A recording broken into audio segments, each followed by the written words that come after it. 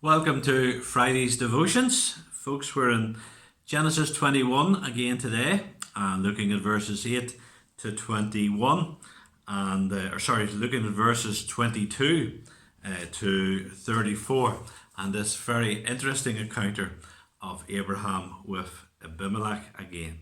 So Genesis 21 and verse 22.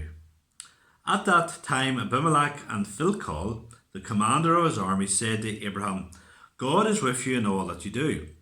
Now therefore swear to me here by God that you will not deal falsely with me, or with my descendants, or with my posterity.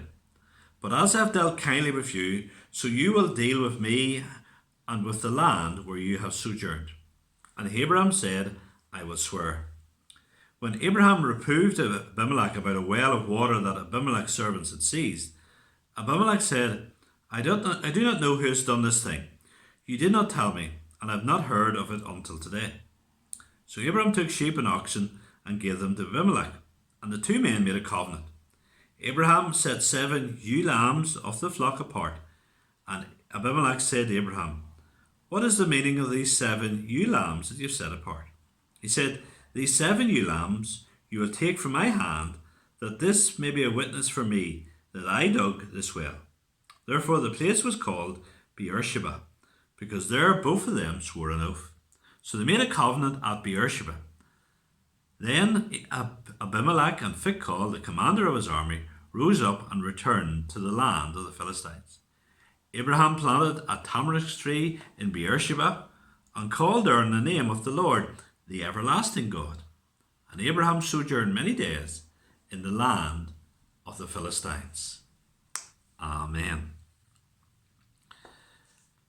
Abraham's dealings with Abimelech here are much more positive than his previous encounter in Genesis 20 when he had pretended that Sarah was his sister and not his wife.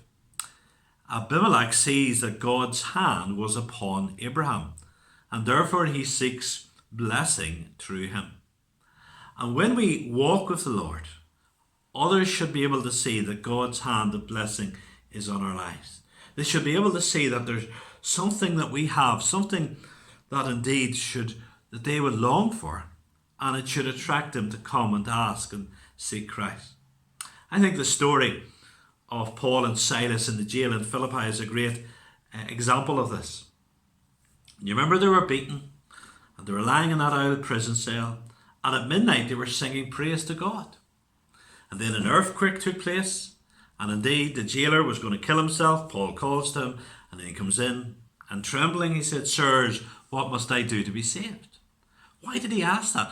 What caused him to do it? Well, I think one of the things was he had never heard people sing praise to God the way Paul and Silas had done in a prison cell before. They had something that he wanted. They had blessing in their lives that even a prison cell couldn't take away.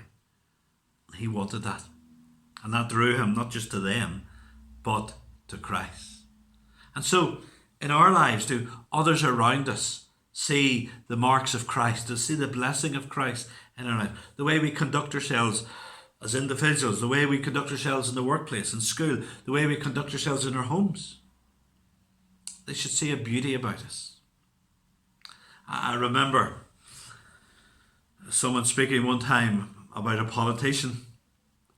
I'm not going to mention the name, but they said about this politician who wouldn't always have the best reputation in the way this politician maybe behaves. But saying about this politician that he's a really good family man. And they had a house near where this man had a holiday home. And they could just see there was a different aspect to him. They could see the private dealings with his family. And they could see there was something of quality there. Do people see that quality in our lives? In the book of Acts in the early church, people were afraid to join believers. They're afraid to join the church because of the persecution they would receive. And yet we realize that people continue to come and be joined to the church. Why? Because of the respect that they had for believers. They saw something in them that they longed for. So here you have Abimelech seeing something in Abraham in his life, God in his life, and he wanted that blessing. Sadly, though, it appears he wanted the blessing, but he didn't really want God. It seems to be part of it. But Abraham and Abimelech here make a treaty to resolve a water dispute in verses 25 to 31. And this is just so earthy. It just reminds us that as the people of God, people whose destiny and home is in heaven, we have to live in the real world. We have to get on with people. We need to be wise in how we get on with people. And this treaty that Abraham makes with Abimelech, it speaks of wisdom. There's a graciousness as Abraham presents these 7 ewes to him after he dug a well. There's a wisdom in it. Grace and wisdom. That should be evident in our dealings. God came and met with Abraham here at Abimelech, and just at the very end of it, verse 33, it says, Abraham planted a tamarisk tree in Beersheba and called there on the name of the Lord, the everlasting God. So there Abraham worshipped the Lord. There Abraham met with the living God. There Abraham went back to what his life was based on, this encounter and relationship with God. It's that makes a difference. May we be sure that we have that encounter with the everlasting God, the God of the Bible, the God who doesn't change. Amen.